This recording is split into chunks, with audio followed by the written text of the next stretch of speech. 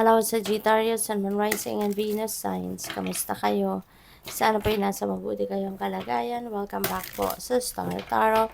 At kung bago kayo dito, welcome din po kayo. Please subscribe, like, share my videos, and leave me a comment kung nakaresonate kayo. Thank you.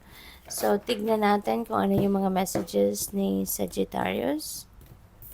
First message po ninyo ay Tower energy. Ayan. So, Tower is a massive change, no?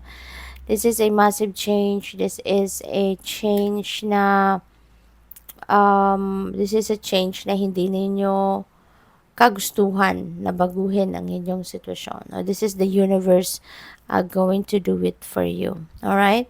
So, um, maaari no na ma-overwhelm ka rito sa pagbabagong ito, baka mawindang ka, magulat ka, but just hang in there, no, hang in there, kasi kung saan ka dadalhin ng pagbabagong ito, is going to be aligned kayo, no, sa inyong destiny.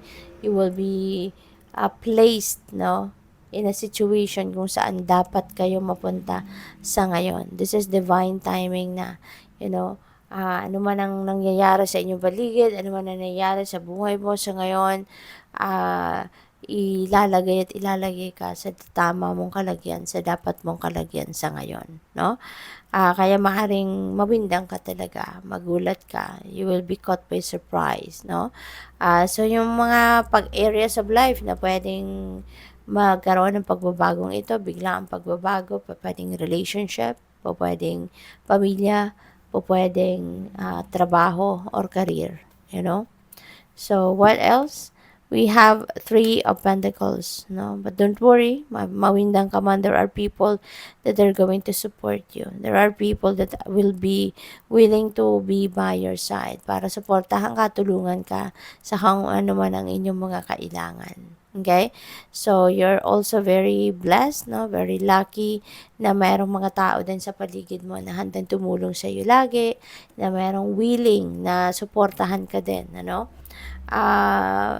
Ang iba din sa inyo rito, Sagittarius, no? Pagdating sa trabaho naman, no? On a different scenario dito, maaring meron ditong collaboration kayong papasukin. Baka kayo ay makikipag sosyo sa negosyo, or kung sa trabaho, baka meron kayong mga makakasama, makakapartner, meron kayong mga magiging ka-team na sa ngayon, at gagaan na rin, no, ang inyong trabaho, gagaan na rin yung inyong pinagkakaabalahan because you have extra hands to help you.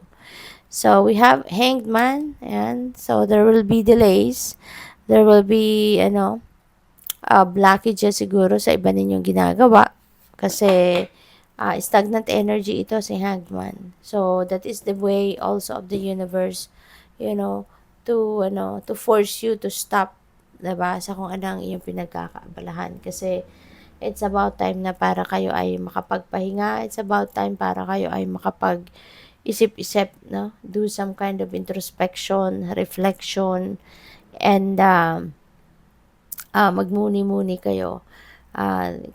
There could be new ideas, new information, diba? New perspective that may arise dito.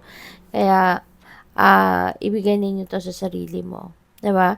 Kasi baka magkaroon kayo dito ng mga bagong plano or mga bagong makapag-isip kayo ng mga bagong gagawin, bagong pagkakaabalahan, no? Rather than focusing on kung ano man ang nagkaroon ng delay sa ngayon, diba? Baka yan ay mabago. Baka mag-change direction kayo sa ngayon. So, good luck.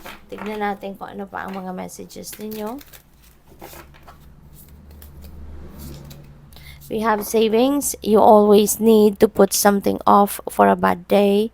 Create savings for the future. Man, so this is a beautiful reminder para sa inyo na kailangan ninyo mag-ipon, kailangan ninyo mag-save, diba? Para nang sa gayon, kapag dumating ang pagkakataon, panahon na kailangan mo ng pera, so meron kang mahuhugot, diba?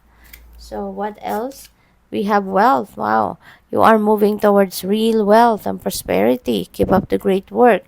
Mukhang ang kasipagan ninyo sa ngayon, yung sipag at tiyaga, di ba? Yung diligence ninyo sa trabaho is going to pay off. Maraming pera ang pwedeng dumating sa inyo dito. This could be, this could be coming from your work, from your business, or from your career. Nakayamanang ito. You will be financially rewarded na sa kasipagan ninyo, no? Kaya, you are moving towards real wealth and prosperity. Magiging maluwag talaga kayo ngayon pagkadating sa pera. There's a financial gain coming your way. Helping hand, need others to assist with services, increased productivity. No one can handle it all. Kaya nga merong no one is an island, di ba? Kasi at some point talaga sa buhay natin, mangangailangan tayo ng assistance ng iba. Mangangailangan tayo ng tulong ng iba. Kaya napaka-importante na tayo ay matuto, no? Na humingi ng tulong sa iba at tumanggap din ng tulong coming from other people. Kasi dadating ang panahon na ganun ang mangyayari, di ba? So, maaari na kayo ay nangangailangan ng tulong sa ngayon, di ba? With the Three of Pentacles, no, there are people that are willing to help you. There are people that are willing to, to give you a hand. Kaya wag kayong mag-alala. You just need to reach out to them. Okay? Kausapin mo sila, hingi ka ng tulong. So, good luck po. Thank you for watching. Love and light. Namaste.